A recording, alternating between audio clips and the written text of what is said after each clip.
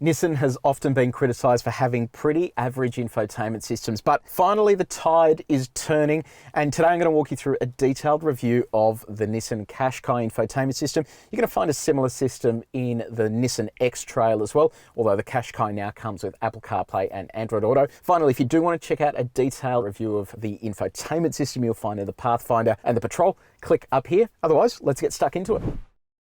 So it's a 7-inch screen, it's a touch screen as well, and then there's shortcut buttons to the sides here that you can access other parts of the menu, and then volume and also a tuning function and zoom for the map here. Let's start off on the home screen here. You can see that you have 3 different menus there to choose from. You can also configure what's displayed here. You can move things around and set favorites to appear on that home screen. We'll jump over to the map to show you the inbuilt satellite navigation system. This is actually a big improvement over cars like the Pathfinder. So it is a much quicker system. It's still not amazing, but it is quicker in the sense that it transitions between screens and it's easier to put destinations in as well. So if I hit destination, putting in a street address, takes a few clicks to get there, but everything's sort of nice and quick. So it all sort of happens fairly easily, which is great to see, and a big change from the last generation of Nissan's infotainment system. Off onto the other side, you've got the camera function. So this car comes with a 360-degree camera. Look, it's okay, but like other Nissan products, and in fact, a lot of other cars with a 360-degree camera, the quality is just not there. And it just seems bizarre to me that they haven't gone with a higher quality camera here, given that it is hard to tell detail there, especially at nighttime when the light's low. You'll also find here the self-parking feature for parallel and also perpendicular parks as well. So as you're parking, you simply hit one of those buttons and it will commence that process of parking the car on its own. If we jump back over to the main menu, CarPlay, I'll show you what that looks like.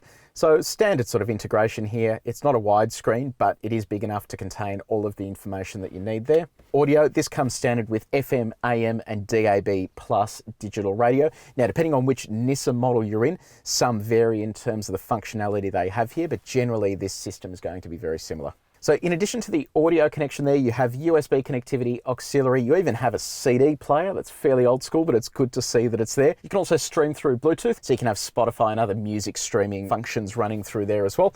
In terms of the settings, this is all just for your car menus and also customizing that home screen, as I mentioned there before.